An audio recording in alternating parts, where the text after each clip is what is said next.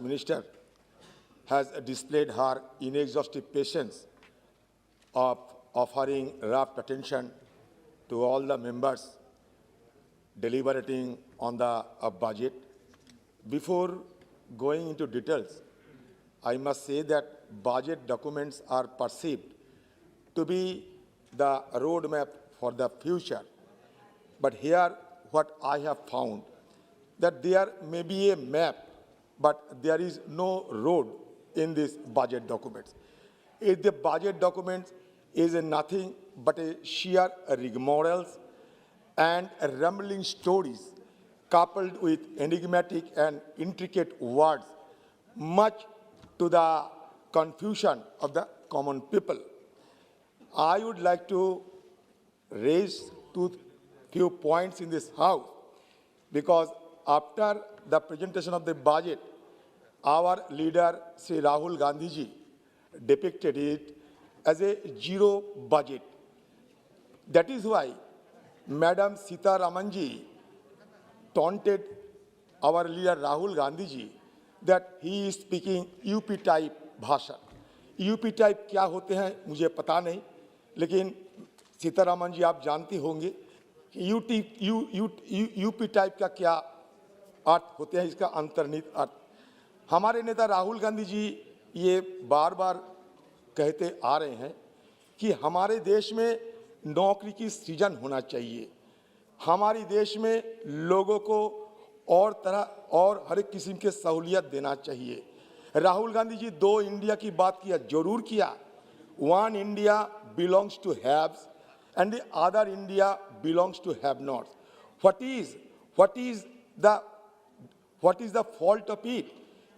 आपकी एक नौजवान ये digital boy Modi ji RSS factory से लाके यहाँ खड़ा किया. उन्होंने कल भाषण में बोलते रहे कि सोशलिज्म के चलते हमारा देश तहस नहस हो गए. नेहरू जी की सोशलिज्म की अंतर्निहित अर्थ सबको समझना चाहिए. नेहरू जी ये कहते socialistic pattern in our society. 1955 में जब आबादी सेशन में नेशनल ये कहा था कि socialistic pattern in our society. इसमें क्या गलती है, इसकी अंतर्निहित आपको समझ नहीं आते हैं. इसका मतलब ये नहीं कि नेहरू जी को ये बड़ी सदन में गाली गलौज किया जाए.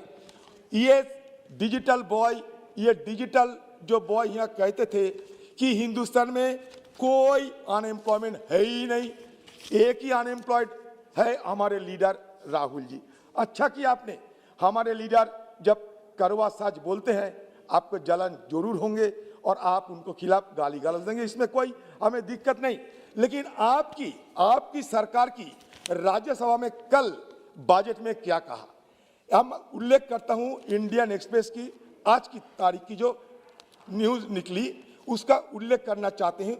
On Wednesday during the debate on budget 2020-23, the government informed Rajya Sabha that more than 25,000 Indians died by suicide due to either unemployment or indebtedness between 2018 and 2020.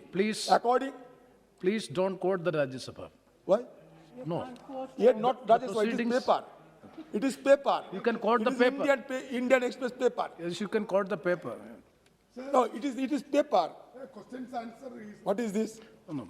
According to the data, suicide among the unemployed have been increasing and touched a high of 3548 in 2020. The growing stress due to unemployment is in line with the persistently high levels of unemployment acknowledged even by the government's own, no Rajya Sabha, government's own annual surveys known as the periodic labor force survey. इसका मतलब क्या होता है, इस सदन में कहा जाता है कोई अनएम्प्लॉयमेंट नहीं है, दूसरी सदन में सरकार की अपनी सर्वे, मेरे सर्वे नहीं, सरकार की अपनी सर्वे कहते हैं कि हमारे देश में लेबर फोर्स पार्टिसिपेशन अभी कम है. मतलब हमारे निर्मला सीतारमण जी मुझसे ज़्यादा इस विषय पे जरूर उनकी जानकारी होगी. तो मैं ये सलाह दूंगा ये सत्तापक्ष की सारे नेताओं को, सारे नुमाइंदे को कि एक कहावत है, एम्प्टी वेसल साउंड्स मच.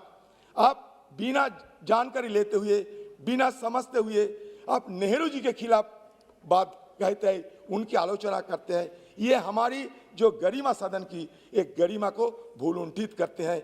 मैं जरूर हमारी वित्त मंत्री जी से ये आशा करूंगा कि उन्होंने इस तरीके की बयानबाजी को कभी सराहना ना करे, क्योंकि कल जब देखता था कि उन्होंने टेबल थपथपाती थी तो मुझे बहुत बुरा लगी। ये ड्रेज एंड अमर्त्य सेन क्या कहे जानते हैं? ये ड्रेज एंड अमर्त्य सेन कहा है, दी India now is looking more than the islands of California in the sea of Sub-Saharan Africa। तो हैव्स एंड हैव नॉट सिर्फ राहुल गांधी जी अकेले नहीं, ये दुनिया की बड़े बड़े लोग ये कहते हैं, और मैं आंकड़ों के साथ आपको ये बताने का जरूर कोशिश करेंगे। 60 लाख छोटे उद्योग खत्म हो गए, 84% घरों की आय टूट गई, प्रति व्यक्ति आय 1,08,000 से कम होकर 1,07,000 हो गई, प्रति व्यक्ति खर्च 62,000 से कम होकर 59,000 रह गए। 4,60,00,000 लोग गरीबी रेखा के नीचे धकेल दिए गए। पढ़ने वाले बच्चों का खास तौर से गरीब और ग्रामीण अंचल में उनका भविष्य अंधकार में चले गए।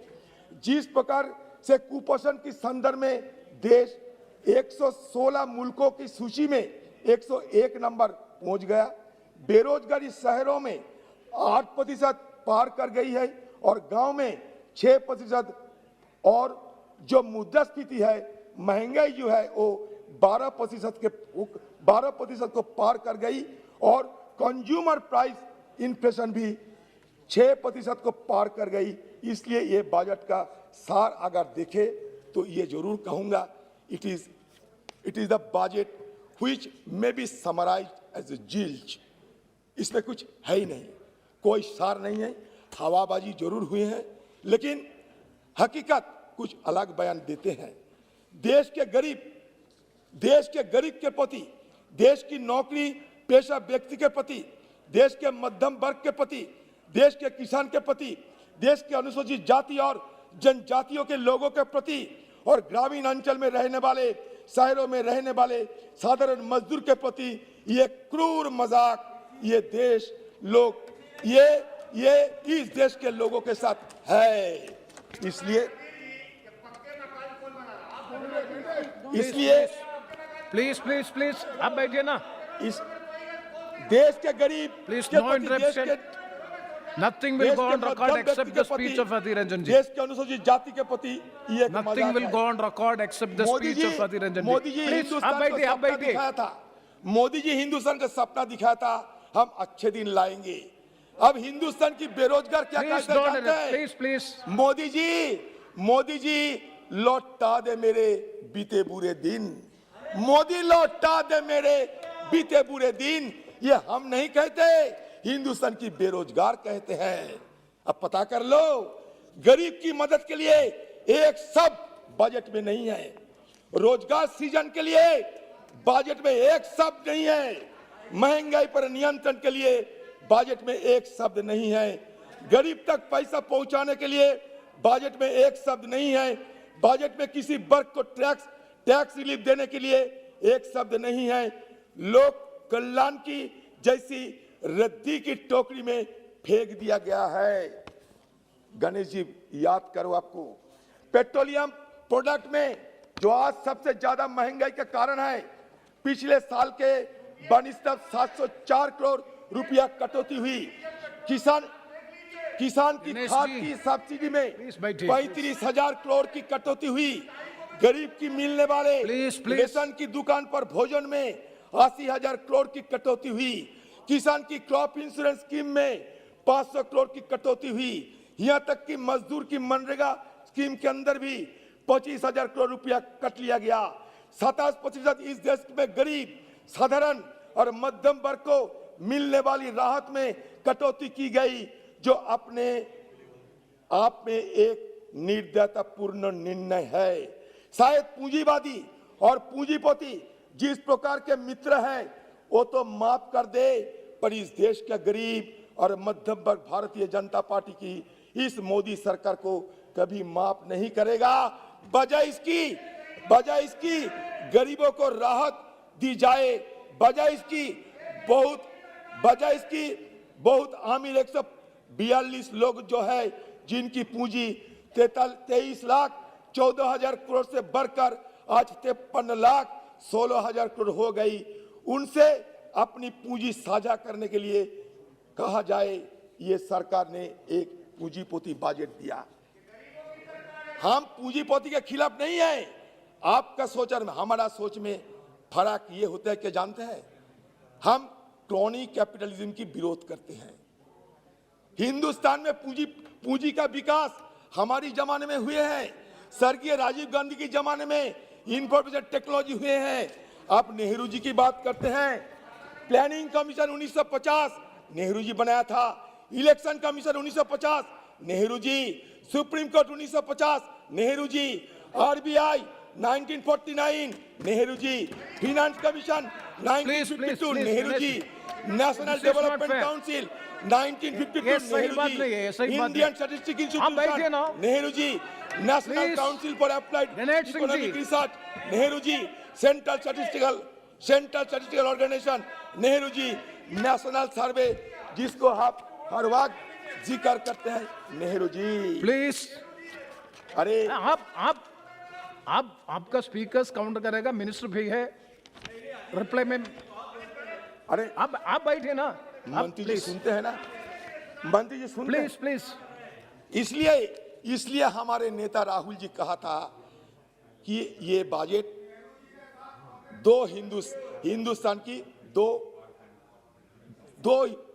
हिंदुस्तान की बजट है, एक इंडिया है, एक भारत है। One belongs to have and another belongs to have not. इसमें क्या गलती है? अच्छा, बता रहे हैं आपको, चिंता ना करो। या कल परसों गाना भी होते थे हमारे जयंत सिन्हा जी, उनको तो देखने में लगता है प्रोजेक्ट पर्सनालिटी, फिर उन्होंने भी रोमांटिक बन गए, गाना गाने लगे कि काम किया तो डरना क्या वगैरह वगैरह। लौता जी की भी उन्होंने जिक्र करने लगे। तो मैं ये जरूर कहूंगा, सजन रे झूठी मत बोलो, खुदा के पास जाना है, ना हाथी है ना घोड़ा है, पैदल ही वहां जाना है, ये भी थोड़ा याद कर लो। मैं ये कहता हूं, अब बताइए, सत्ता पे आने का समय मोदी जी ये नहीं कहा था कि 2 करोड़ महीने नौकरी देंगे? अभी इन 7 years, instead of creating 14 crore jobs, 12 crore 20 lakh jobs have been lost in last 2 years alone. मेरी ये नहीं, ऑक्सफैम रिपोर्ट है। Unemployment is at 7.9% in January 2022. Unemployment rate for those between the age bracket of 20 to 28 years is 28%. हमारे सीतारामन जी कहती है कि 2022-23 में 60 लाख नौकरी की इंतजाम करेंगे। मैं पूछ सकता हूं, ये क्या 2 करोड़ प्लस 60 लाख या 2 करोड़ माइनस 60 लाख और 2 करोड़ एकदम बाद सिर्फ 60 लाख? मुझे पता नहीं, क्योंकि ये कंफ्यूजन है इसमें। ये 2 करोड़ प्लस 60 लाख मतलब 2 करोड़ 60 लाख या नहीं? बताइए।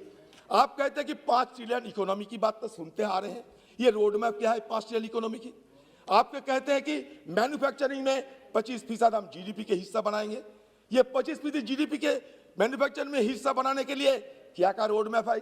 किसी को पता नहीं, किसी को पता नहीं। ये मोदी जी का विजन है, वो विजन को पता है, हमें किसी को पता नहीं। सिर्फ मोदी जी जानते हैं अगले दिन हिंदुस्तान में क्या होने वाला है, क्योंकि क्या क्या जुमला बनाने वाले हैं, क्या क्या जुमला बनाना चाहिए मोदी जी के अलावा हम कैसे इसको पता चलेगा? आप ये आइए किसान की डबल रोजगार की बात आपने कहा था, मैं नहीं। डबल इनकम, किसानों की डबल इनकम। आज 700 किसान की मौत हो गई, 700 किसान की मौत हो गई। 3 करोड़ मजबूरन वापस लेने पड़ी, दिल से नहीं मजबूरन लेने पड़ी, किसानों के प्यार से नहीं मजबूरन आपको लेने पड़ी। अच्छा गणेश सिंह जी, आपको क्या हुआ? आप प्लीज बैठिए ना। ये after 7 years national survey report of September 2021 has pointed out that the average income of farmer is mere 27 rupees per day. And the average debt of the farmer is 74,000. The double home is that the per hectare cost of farming has been increased by 25,000 per hectare per year. In 7 years, Modi government has fleeced the farmers of an additional 17,50,000 crore. कोई जवाब है इसका? कोई जवाब है? ये कृषि में हमारे किसान हर रोजाना 29 किसान खुदकुशी करते हैं। पता है हमारे सज्जनों को? अरे मोदी जी की बाबा करने वालों को पता है कि हिंदुस्तान में रोजाना 29 किसान खुदकुशी करते हैं। पता है पर डे 29 किसान सुसाइड करते हैं। फार्मर्स के अंदर सालाना 5,579 और लेबर की सालाना 5,098 ये हमारे देश में खुदकुशी करते हैं। इसलिए किसान आप कहते हैं मोदी जी लौटा दे मुझे बीते बुरे दिन। मोदी जी आपका अच्छा दिन हमें जरूरत नहीं है, मोदी लौटा दे हमें बीते बुरे दिन। ऐसा तो हमारे हालात नहीं थे, आज जो जर्जर की हालत में हम गुजार रहे हैं। ये आपकी बजट में देखिए खाद में कटौती हुई है, देखिए 27% सब्सिडी में कटौती हुई है। किसके लिए? ये कैपिटलिस्ट की जय जयगान है होते हैं। हम लोग मिक्स्ड इकोनॉमी की शुरुआत की थी। जवाहरलाल नेहरू जी की यह सपना था कि हिंदुस्तान में रेवोल्यूशन नहीं एवोल्यूशन होना चाहिए, रिफॉर्म के चलते हिंदुस्तान में बदलाव होना चाहिए। Without letting even a drop of blood हमारी सरकार ने हिंदुस्तान में क्रांति किया। आज जो बड़ी बड़ी बात करते हैं मोदी जी 80% लोगों को हमने राशन दिया, ये क्या सोशलिज्म नहीं है तो क्या है? बताइए, ये सोशलिज्म नहीं है तो क्या है? हमारे नेत्री मैडम सोनिया गांधी, मनमोहन सिंह जी सब मिलकर फैसला किया था कि राइट टू फूड हमें देना चाहिए। ये सोशलिज्म नहीं तो क्या है? ये मनरेगा की सोशलिज्म की सोच में नहीं है। बताइए आप सोच क्या है? Right to information, right to forest, ये सोच तो सोशलिज्म के होते हैं। हाँ, राइट टू एजुकेशन सोशलिज्म की सोच है। राइट टू हेल्थ सोशलिज्म की सोच है। सोच किसका है ये आपको जानकारी नहीं है। हम जानते हैं मोदी जी को खुश करने के लिए आप लोग दिन रात मेहनत करते हैं। आम लोगों की सेवा करने के लिए मेहनत कीजिए। मोदी जी देश की सबसे बड़ा सेवक है, मानते हैं मोदी जी देश का सबसे बड़ा सेवक है। जिन सेवक को अपने हवाई जहाज के लिए 4,500 करोड़ रुपया खर्चा करना पड़ता, जिस सेवक को अपनी गाड़ी चढ़ने के लिए 16 करोड़ रुपया खरीद करके गाड़ी खरीदना पड़ता, ये सेवक है। हमारे जवान को लेकर बहुत बड़ा बात होते हैं। 1 रैंक 1 पेंशन चालू हुई, बताइए मैडम, बताइए आप 1 रैंक 1 पेंशन चालू हुई, 80 लाख ब्लैक मनी लौटाई आपने लौटाई? आपको पूछना चाहते हैं मैं, इसलिए कुछ कहने का पहले कुछ सोच के बताइए, अच्छा लगेगा। हम भी तर्क चाहते हैं। मैं छोटा सा एक मिसाल के तौर पर आपको कहना चाहते हैं। क्रूड ऑयल 2014 में $109 पर बैरल था। उस समय हिंदुस्तान में पर लीटर पेट्रोल की भाव था 68 रुपया। अभी 2022 साल क्रूड ऑयल अंतर्जातिक मार्केट में क्रूड ऑयल की भाव 78.85 पर बैरल। कितना वृद्धि हुई है? वृद्धि नहीं हुई, कम हुई है। हमारी तुलना कम हुई है 28%, लेकिन आप कितने दाम लेते हैं? 110 रुपया पर लीटर, मतलब दामों में इजाफा 62%। डीजल में दामों में इजाफा हमारी तुलना में 67%। एलपीजी में हमारी तुलना आपकी जमाने में इजाफा 117%।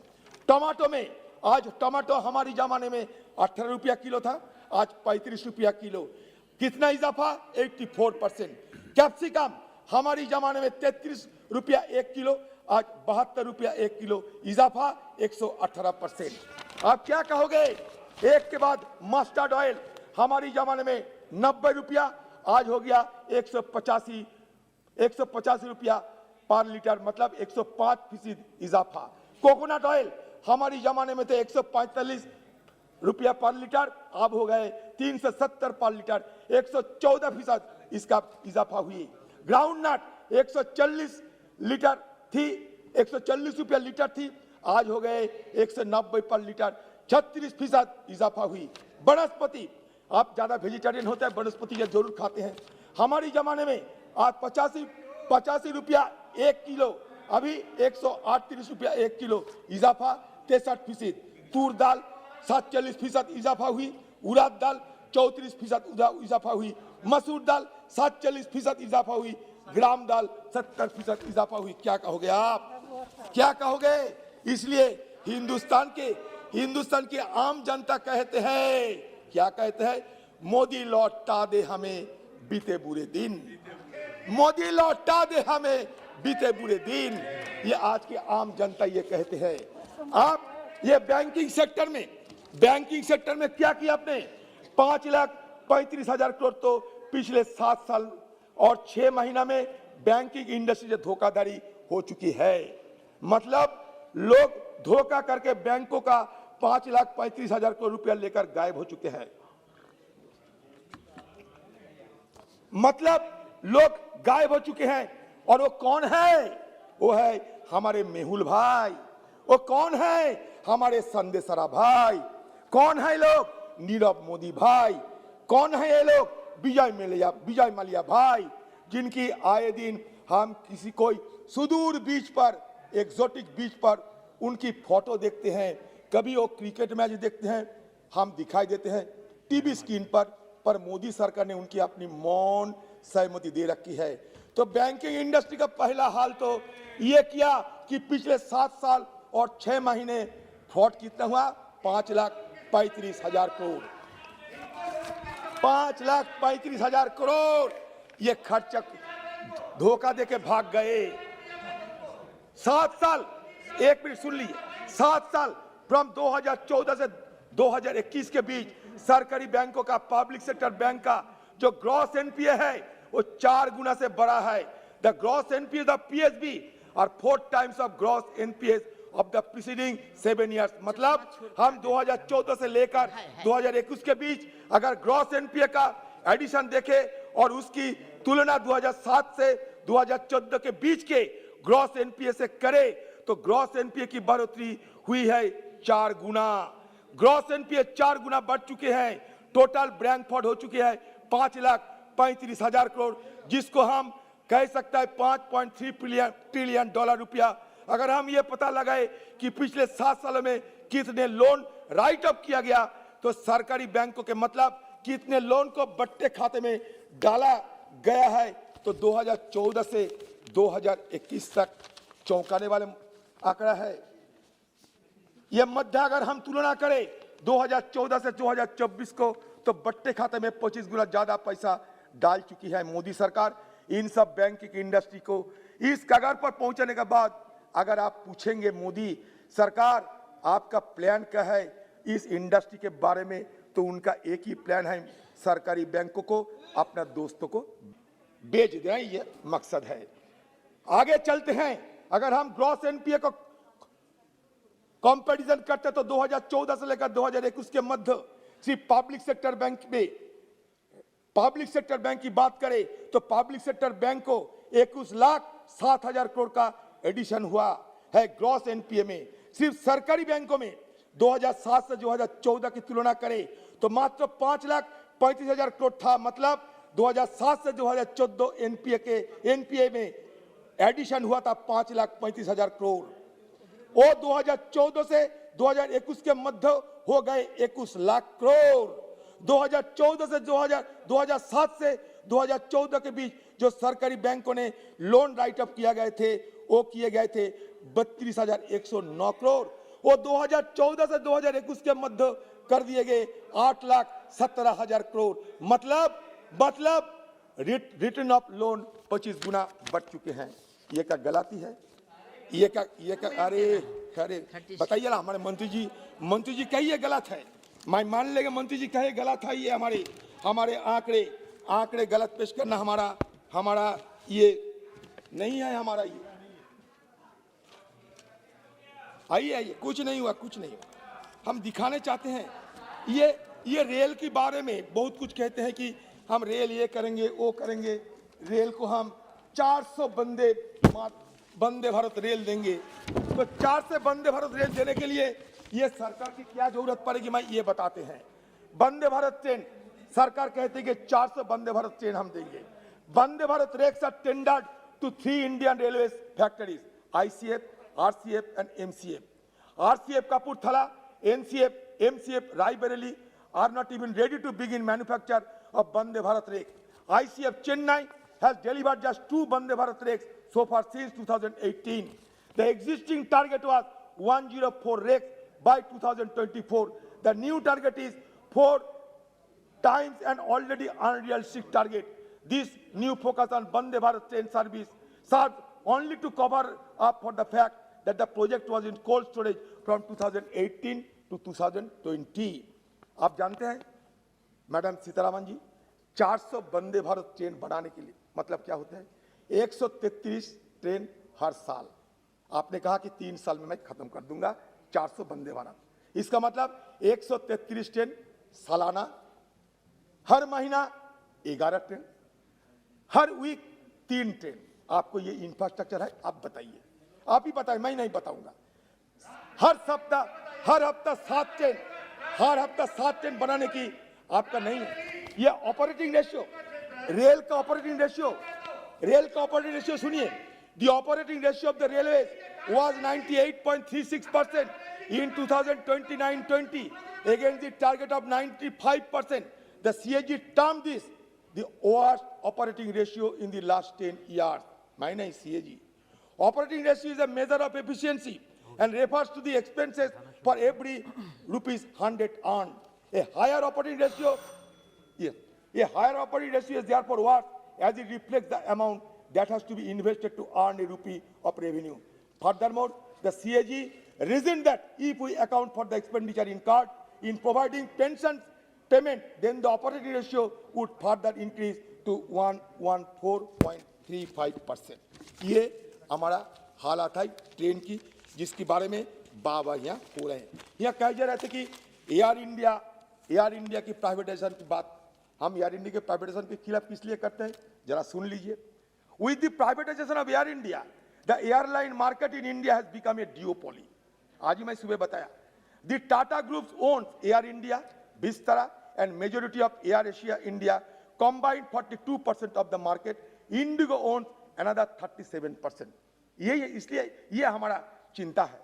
This effectively reverses the liberalization policy of the 1990s, which moved the airline market away from a duopoly into a competitive sector. Disinvestment without consideration of market concentration will force future government intervention. आपने government intervention नहीं किया? For instance, after killing the competitive telecom sector in India and seeing the rise of duopoly, the government was forced to nationalize Vodafone India to prevent it from shutting down. There are also concerns around valuation. The Air India privatization will only yield about rupees 2700 crore to the government in cash. In terms of debt, the Tata Group will take on only 25% or 15,300 crores. The bulk of the debt, 75% or 262 crore will remain with the government. यही हमारा शंका है। ये शंका हम कहाँ बताए, इसलिए मैडम को यहाँ बताने आए हैं। हमें गाली गलौज जितना देना है दे दीजिए, कोई हमें परवाह नहीं। हमें इसलिए परवाह नहीं क्योंकि चुनौतियों से यार कभी डरना नहीं। जीने के पहले तुम्हें मरना नहीं। इस जहां से पाँव तेरे खींचेंगे सभी, पर बड़े जो कदम पीछे करना नहीं। ये हमारा तर्क है। ये हमारा तर्क के साथ मैं ये बजट को पूरा विरोध करते हुए मेरा वाणी को विराम करता है। नमस्कार।